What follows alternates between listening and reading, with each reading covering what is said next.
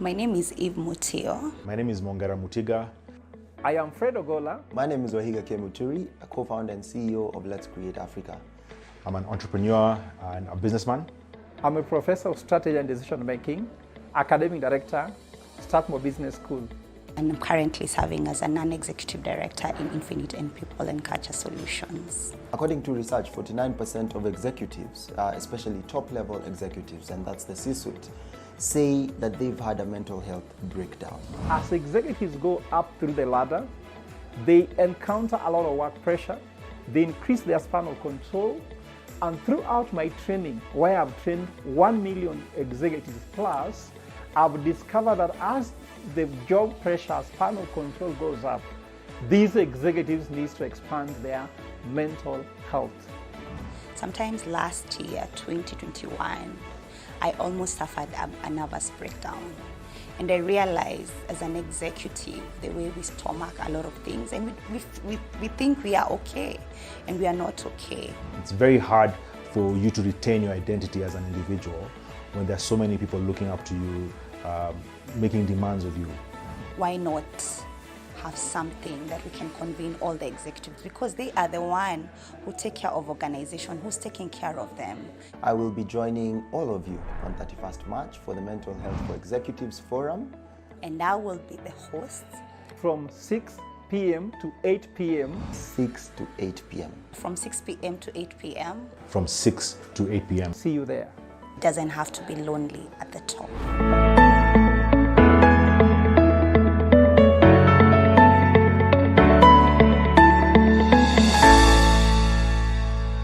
Thank you everybody for joining us at this session. We are looking forward to see how it goes for all of you. We're also looking to have very interesting conversations around mental health for executives. And before further ado, I would just like to tell all of you, please welcome. My name is Wahiga K. Muturi, and I'll be your host for this evening. My name is Eve Mutio, and I am an ambassador of mental health, especially at the executive. Eve is a strategic and innovative HR executive offering over 12 years of progressive experience in diverse industries, including manufacturing, hospitality, donor-funded organizations, and she translates business vision into HR initiatives that improve performance, profitability, growth, and employee engagement. And Wahiga is passionate about eradicating poverty in Africa using African solutions. Wahiga is a media enthusiast. He has over 13 years of experience and also is passionate about social entrepreneurship. And more to that, he's also one of the board of directors in Infinite People and Culture Solutions and is the co-founder of Let's Create Africa. How exactly do you express vulnerability? Okay, actually, I'll borrow a word from Renee Brown. She describes that vulnerability equals courage, because to be vulnerable means you're willing to accept what you are not able to do. And it's very easy to mask, to hide behind a lot of smoke screens, like Professor says. But it takes vulnerability to be able to come out and say that you are having a problem, or as one question has mentioned, to be able to ask for help. It's interesting, especially what Dr. Eric mentioned about stigma and the examples he used of things like HIV before. The only way that the stigma for this particular ailment was removed was people having the courage to come out and say, it's here with us. I think that is the biggest thing. So for us as executives, I think the one thing is to be able to lead from the front and not to expect that the people behind us or the people who report to us are the only ones that are allowed to be vulnerable. So I think as a leader, you actually have to start as yourself, be able to look internally and say that I'm able to ask for help. And I'd like to give an example of myself, and I'm actually glad that my doctor is, I'm seeing she's on the panel, on the call. Professor, you mentioned something about the growth at the top, that usually we prepare ourselves for the challenges, the big decisions you have to make. You have to prepare yourselves for the stakeholder management you have to make.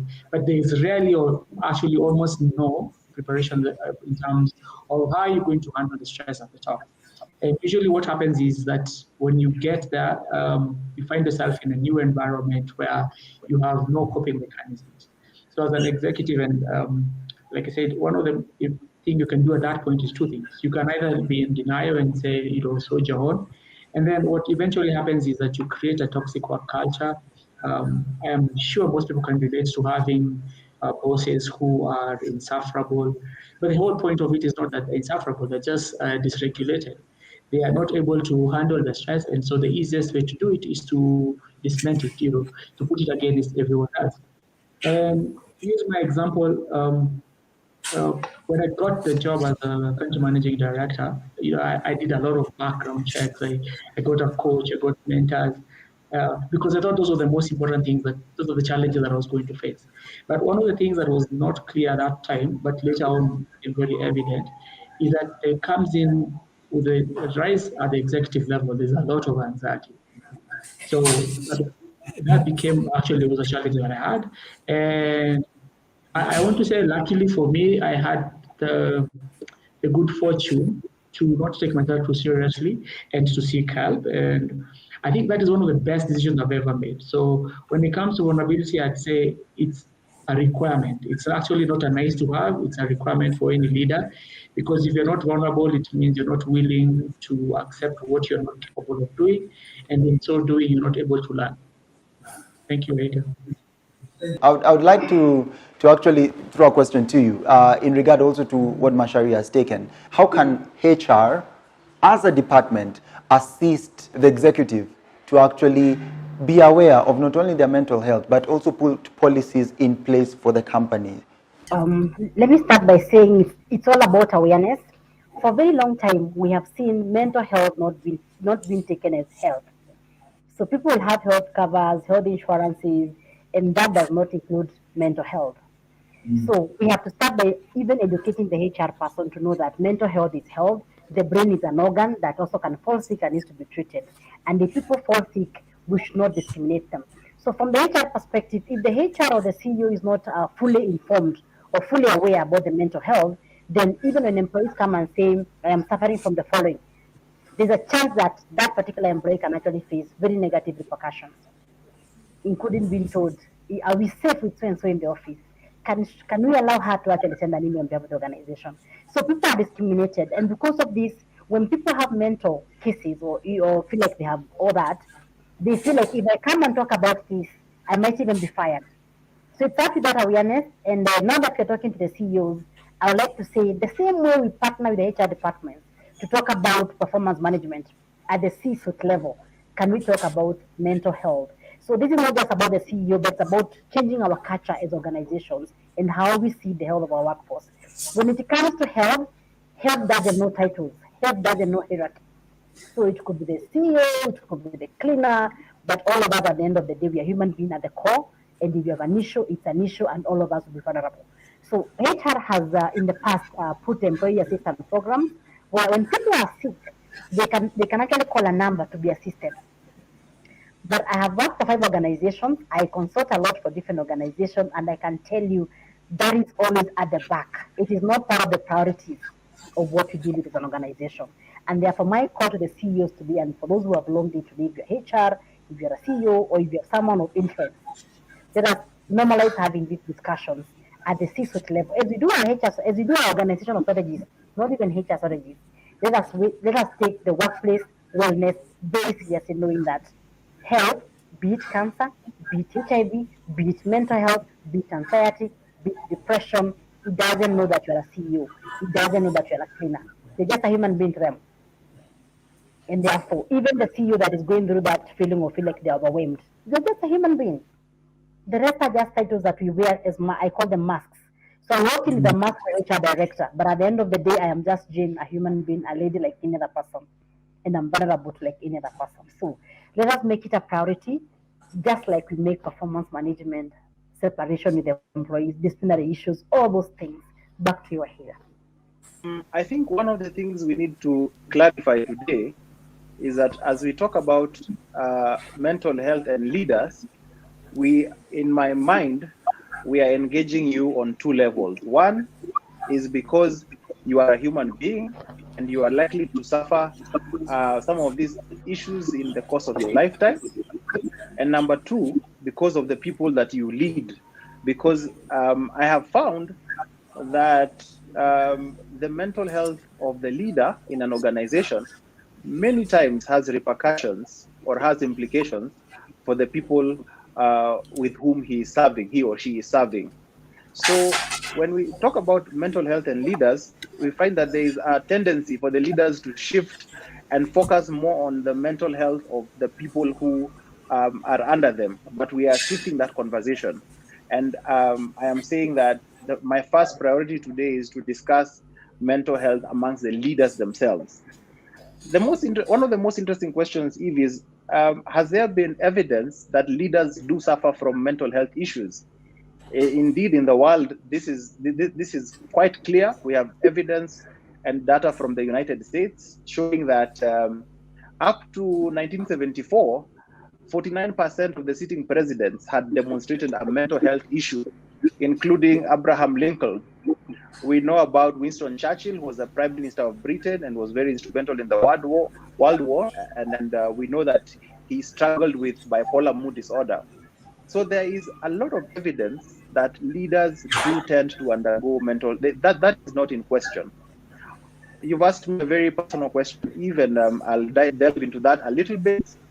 That when I see leaders in my office, most of the times, previously, you would find that they are there very reluctantly, that they had never thought they would be in that circumstance. And most of the times when I see leaders, I'm sorry to say, they have been pushed to the edge. Their lives are coming apart and a lot of things have happened. Now, in mental health, and I know Maureen will comment on this, we believe in early diagnosis and treatment. That if we diagnose depression early, then the outcomes tend to be much, much better. So the unique thing I found about leaders, and I know many of them are with us this evening, Eve, is that they tend to come a little bit late into the problem. Many times they have already adopted what we call maladaptive coping mechanisms. The biggest one that we are seeing among the leaders is alcohol and substance use. And that's a key one. The thing about maladaptive coping mechanisms is that they work in the short term. So you find a lot of leaders are hooked onto substance and especially alcohol, and especially during this COVID-19. So by the time we are getting an opportunity to assess them and to interact with them, a lot has happened. Families have broken, the career is on the line, and by the time we are trying to address these issues, a lot of consequences have already come. However, it's not all doom and gloom. I am seeing a new pattern in the new younger leaders that are coming up in the workspace, and a lot of them are very proactive. A lot of them are coming early and they are open. One of the things I have seen in organizations where the leaders are open to say that they are coming for therapy and they are benefiting, then everybody else tends to follow, and they begin to build a culture where mental health is acceptable. So I have had the opportunity to see leaders in this country in various aspects of business, very vulnerable, opening up themselves and talking about childhood experiences. And at this point, Eve, I'd like to point out that most leaders, because of their rise to the top, they do not have the opportunity to deal with their unresolved past wounds. And I know Maureen will touch a little bit on this, and she, I think, talked about it earlier, that even if you are a CEO or at whatever level you are, if you have unresolved past wounds that nobody ever addressed in childhood, then these things are likely to manifest much later in life. So you asked me a very loaded question, but I'd just like to let you know that leaders go through mental health. They go through them privately. It's worse for them because they come much later in the illness, but we do what we can at the point at which we get them. Okay, I was going to say that there can be no physical wellness without mental wellness, right? So there's a connection between the mind and the body. But what I have seen is that people will go to great lengths to take care of their bodies. So you go for regular checkups with your doctor, you go and see your dentist to check your teeth, you do the same for your eyesight, and then you exercise, you eat well, you hydrate, but then nobody thinks to see a therapist unless something has gone wrong and there's a crisis, right? So you stay still, you're like, I don't have problems. And we have been taught that people only go for therapy if they have a problem or a crisis. So by the time you're coming to therapy or to see Dr. Juguna, for example, it's because the problem is far gone and it has started manifesting in different facets of your life. For example, now your body has joined in because you're starting to feel a bit incapacitated because of depression, or your family is unraveling because there's some issues you're not handling. I would say there are preventive measures, of course, um, before you have a crisis. When life is still going okay, make it a point to seek therapy as a tool of personal growth and development, and as a way to learn better coping skills or better habits for yourself, right? So if you have been coming to therapy, for example, and you are going through you're exploring your childhood, you may discover you had issues that you had no clue you had. So you start working on those such that by the time you're getting to, for example, romantic relationships and marriage, you've become better able to navigate communication, navigate conflict resolution. You're learning how to figure out different interests that you have.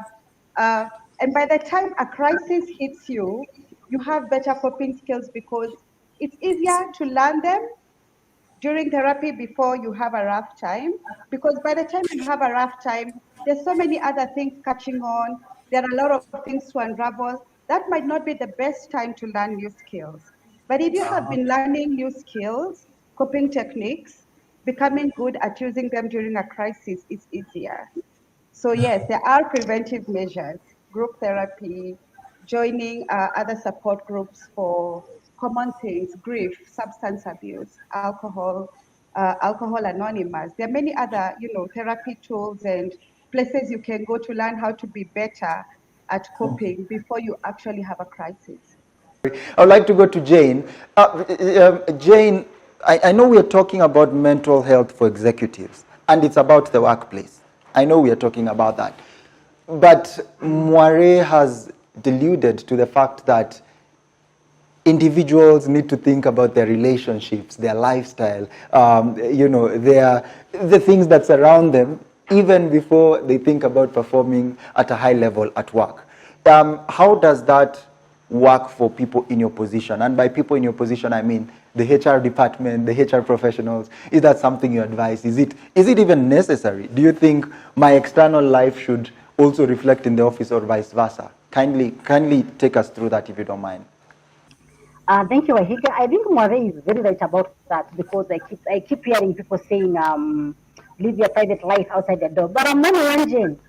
I cannot be two Janes where I'm leaving one Jane outside the door and another one that comes to work. I am just one human being. I am the same Jane who will come sit as become your HR. I'm the same Jane who will go home and all that. So for me, so I was saying I'm the same Jane. So I've had people saying that, handle your private life, leave this outside the doors. You come to the office. Don't bring your shenanigans here.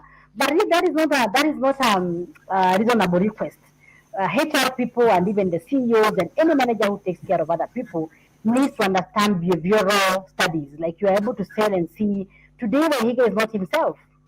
He's not himself not because of what is happening at work, but because of something that could be happening outside the workspace.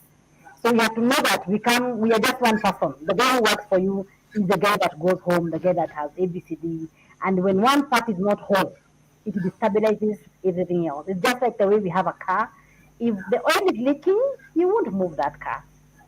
So it's the same thing. It's the same thing. We have to start seeing people wholesomely and knowing that there's no Jane the employee and Jane the wife and Jane the mother and ABCD. If one part of my life is not working, it will be reflected at work. And sometimes we have people who have been very good performers, and you see them drifting. And sometimes because of lack of this awareness of how we see people in terms of their behavior and mental wellness, such people are even called for disciplinary as a fact measure. Sometimes from HR, sometimes from the CEO, sometimes from the board, and we are told if you don't perform, if you don't see the numbers, we have given you an PIP. And nobody cares to understand this person is a good performer. What is happening? What is happening? So, and it is because of lack of awareness. Nobody cares about how you manage. People say, you know what, manage your issues, be strong. This is not for weaklings. So we are being told if you can't handle your mental health, if you can't handle stress, you're weak. And that is the narrative that I'm hoping these conversations are going to change for us to know when you're sick, you need a doctor. It doesn't matter which organ. If it is your brain, if it is your mental wellness, it is not okay, and people should support you to actually get help with that. Moire, let me get back to you. What, if you have any, what are the statistics around mental health for executives, and especially in tune with their past experiences, be it childhood or work? How does it affect their performance? How does it affect how they relate with colleagues? How does it also affect how they relate with external work? And that could be partners and the likes. I cannot say that I have statistics on executives as a whole. I do know though that we before COVID-19 struck, the statistics were that at least one in four people at the workplace were suffering some form of mental health illness. And then post-COVID, it's actually 4 to 5 out of every 6 people realized that they were suffering some form of mental illness. So assuming executives are part of that, then the number is quite high. For one, lack of motivation, and I did see someone ask a question there. How do you distinguish between lack of motivation and a mental health problem? Sometimes the line is quite thin. We can tell the difference because, I mean, demoralization could also be an aspect of depression.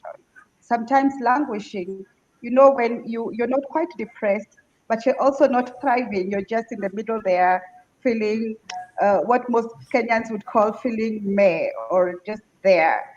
It's called languishing. It has a term. It's called languishing. And languishing also, it is a thing that affects our mental wellness and our performance because you feel stuck. You're not moving up, but you can't quite be demoted yet. You don't know where you want to go. You don't know if you want to change your career.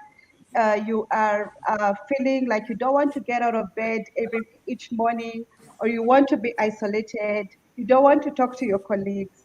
You're being short with your colleagues. You probably gain the reputation of being the person who snaps at colleagues, or the person you're getting a reputation for coming home quite late. I mean, coming to work quite late, or staying at work quite late and then being late the next morning. Performance, drawing a line between performance and mental health becomes quite difficult because you cannot tell when people are demoralized or when they're just having mental health problems. But sometimes it's often the same thing. So yes, also absenteeism from work falls under that. Lack of retention of employees will fall under that. So yes, there is a big correlation, and it does affect work performance in many ways.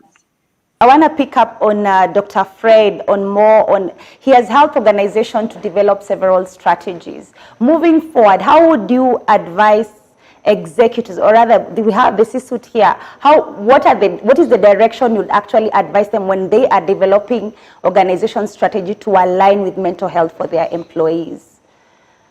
Dr. Fred? When you are working on the work capacity of people, we usually plan for workload in an organization. And I think that we know very well there is a bottleneck as to how much people can be put under pressure to deliver. So sometimes organizations must have a plan on who will be on, who will be off. When can someone take a break? The HR should be able to say, you have to take a break. And when somebody is dealing with an issue, for example, somebody has lost a mother, somebody has just lost a father, and of course they are required to deliver. Of course, their performance may not be very high, they may not be very pleasant. So I believe that in strategy, the most important thing that people need to know is let people do the job they are good at, the job they are qualified to do, where they have the skills, knowledge. If you are given a job that you are not qualified to do, you can be given a very high salary that may give you some mental challenges because you are not doing what you do. Can you imagine if you pay me 2 million per month or even 10 million per month, then you put me in a cockpit to fly a plane? I'll be stressed up. It will be a source of a stressor, and it may actually end up being giving me a mental breakdown. If you move me to marketing with very good packages and offers, and I'm a technical person, so I'm saying that you should plan your workforce in a way that there is proper job placement, where there's a job fit, organizational fit. You may not hire somebody because they don't fit in the organization, because if they come to an organization where they don't fit, they get stressed up, they go beyond pressure, and that can bring a mental breakdown. At the same time, sometimes when people work in an environment whereby the top level executives do not have proper underbelly, meaning that those who report to them are so ineffective, are so inefficient, then you find that top level management tend to have stressors. And because they tend to have stressors, that affects their mental health. So I'm saying that if you remember that from top, middle, lower level executives are well aligned, that people are where they need to do their work. Note that there are some big bosses there are shouting targets, while at the middle here there are executives struggling to meet those targets, and below them they are having a team that is completely ineffective and inefficient, that cannot leave a job. Then that should be not very good work planning. So we start by ensuring that you have the right organizational capabilities in the teams that we have before we start giving tasks and then aligning what they can achieve with what we have capacities inside. Of course, we have to give them support structures. That's why we have to do monthly review, we have to do quarterly reviews to see whether there is a skill match. And of course, there's always tools. We have skill match survey, always being carried by FK, Federation of Kenyan Employers. They carry out what it calls job skills skill match survey to see how people match or mismatch the jobs where they are, which can sometimes be source of stressors. For example, I'm a professor in Strathmore. We use case method. If you don't know how to teach using a case, and you're being scored on how to teach with a case, you'll be stressed up in spite of the prestigious position you get. So I believe that's how you can go around it. The same way you would not expect someone with a broken limb to stay in the house is the same way you should not expect someone with a mental health issue to not seek help. So I think those are the comments that I would give. And thank you so much for that. Your health is your greatest asset. And especially, actually, all health, regardless whether it's mental or elsewhere, your health is your greatest asset. And even for the workforce that we regard as as the CEO, as HR people, as organizations, your health is all you got. It doesn't matter what else you have. If you lose your health, you lose everything most of the time. So let us take health very seriously. For us as individuals, if you're a CEO, take your health very seriously. And that's why, even if you're not feeling stressed, take time to just go and have your own way of calming your brain. Have your own way, even though you're not feeling sick, even though you're not feeling like you have depression, like you have anxiety, like you have any of those things that people describe when they talk about mental health. Have it in your schedule as part of taking care of yourself. The same way we go for annual checkups. Purpose. Purpose to just have a way of unwinding in a way that is healthy. If it means you see a counselor, if it means you go for meditation, if it means you go for therapy, something that helps you grow and take care of your mental health and the health of the people that are in your organization, especially socialization too. We believe prevention is better than cure. This applies to physical health and also applies to mental health. Prevention is way cheaper, it's easier on everybody, and in the long run, everybody is happier. Just the way we have prevention in physical health, we also have ways and means of prevention and promotion in mental health. Perhaps you're wondering, what are the top most conditions that I find when I deal with people at the level of the C-suite? And I think this would be important as my parting shot. One of the top 5 I find are what we call imposter syndrome, A lot of you are in positions that sometimes you feel like you're place or you feel inadequate in as much as you're qualified for those positions. The syndrome called imposter syndrome, which time and chance allowing, we'll be able to unpack later. We see a lot of depression, a lot of anxiety, a lot of burnout. Burnout is a big one amongst the C-suite. It's a big one. It's something I deal with regularly. And finally, alcohol and substance use disorders. These are the commonest things that I encounter when I'm dealing with people at the C-suite. So just to congratulate you for taking your time to be part of this forum. It tells me that the leaders of this country and of this generation are taking their mental health seriously. And this gives me a lot of hope for the future of our young people if the leaders are leading from the front. First and foremost, let us not approach mental health as patients. Let's approach it from the humanistic way, in which I mean by saying that we are able to cure our own problems, not that we are going to depend on somebody. As soon as you try to depend on anybody, you start having challenges. I know some of you maybe know, some of you don't know. I've faced some of the toughest things in life. I was a seminarian. I wanted to be a priest. 3 months to diaconate, I was kicked out from the seminary. I never saw myself as a patient. I saw myself as somebody who is able to deal with the issues, but you have to acknowledge those issues and walk the way. There's a time I was in headline news. The headline news was very clear that I was being accused of murder. I was in a cell for 21 days. Of course, I still acknowledge where my circumstances were, walked away quickly, easily, but of course, acknowledging what the challenges I had. So I'm saying don't see yourself as a patient, see yourself as a human being capable of solving their issues. Even if you go before the psychiatrists, for example, like Dr. Njuguna and Dr. Eric, he will tell you it is the solution lies within your ability to make decisions which are required. So that is a humanistic view of how you deal with mental health. The other thing I want to say is that, as Dr. Erika said, I agree with him, you need to really work on prevention. And for me, I'll give you some recipe for that. One thing is, um, you should not cheat yourself to take an organizational job if you're a C-suite where the values that you own, that you hold dearly, are not incongruent with the values of that organization. For example, if you believe so much that you cannot work for a cigarette company like BAT, don't work there.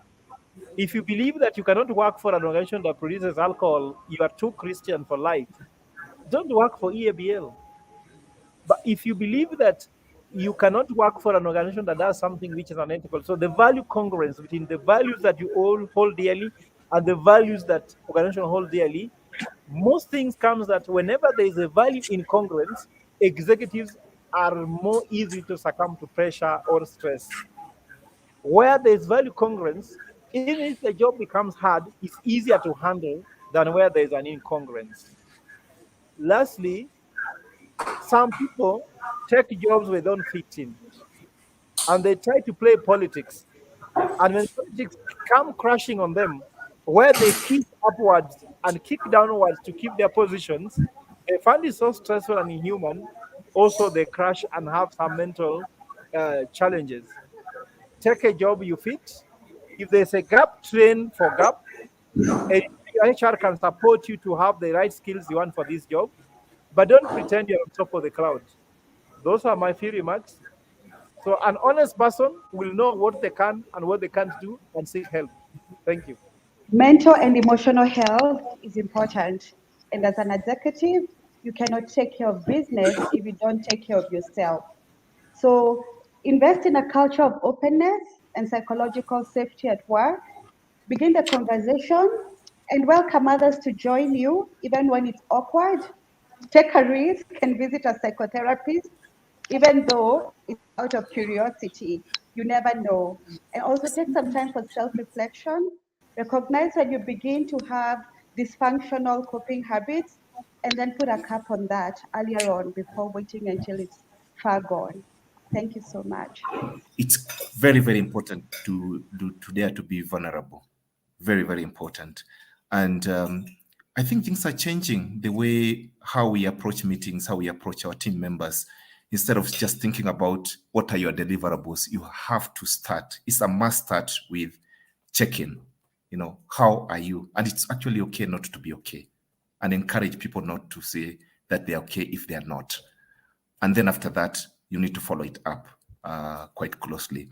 And then in terms of actually ourselves, especially as leaders, and I was actually speaking from my own experience, because I had a mental issue, especially when I had COVID, and I actually had to seek support from a therapist. It's very important to be open, even with other leaders in the organization, instead actually of pretending that you're fine and you are powerful and you're strong, and you're not, and everybody can see that. So it's quite critical to think about that particular analogy of climbing the mountain, as somebody actually said. When you want to climb the mountain, and especially some of the highest mountains, then you've got to practice. And that is actually practiced through meditation.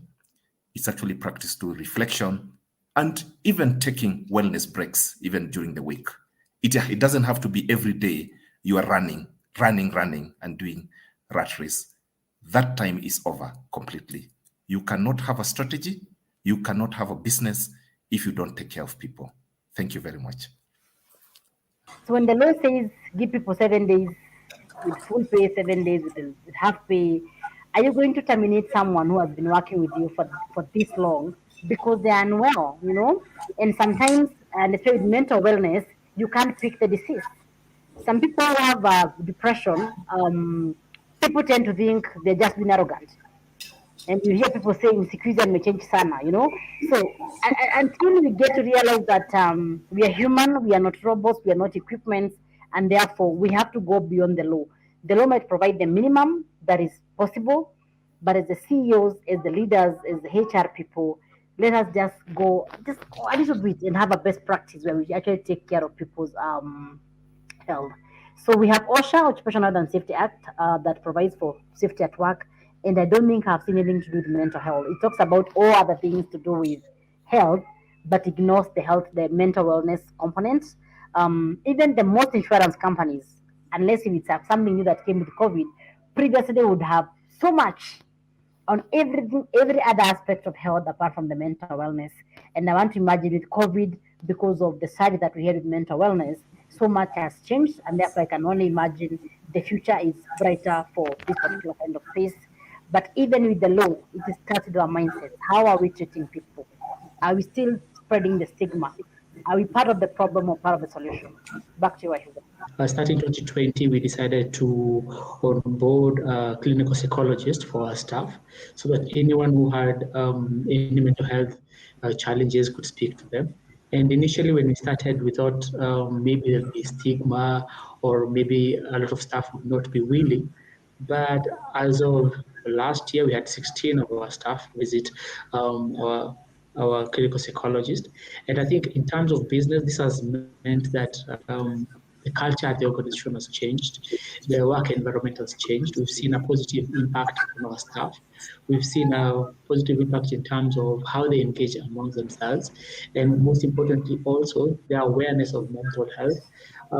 Jill mentioned about OSHA, and it's very interesting that even when we have our regular OSHA meetings with our staff, mental health has now become a key issue that our staff and as a company we're key on. So I can say, as organizations, we do not have to wait until we are compelled to by law. We have a moral duty to ensure that we provide the best care for our employees, because at the end of the day, we want our employees to be able to have a well-balanced life. If we are entrusting our people with valuable information, valuable decisions regarding the bottom line, it would only make sense, or it's only fair that we should also have an interest in their well-being. So I can say it has been an excellent experience, and I would advise any other executives out there, take the leap, embrace mental health as part of the things that you champion in an organization, and you can't go wrong.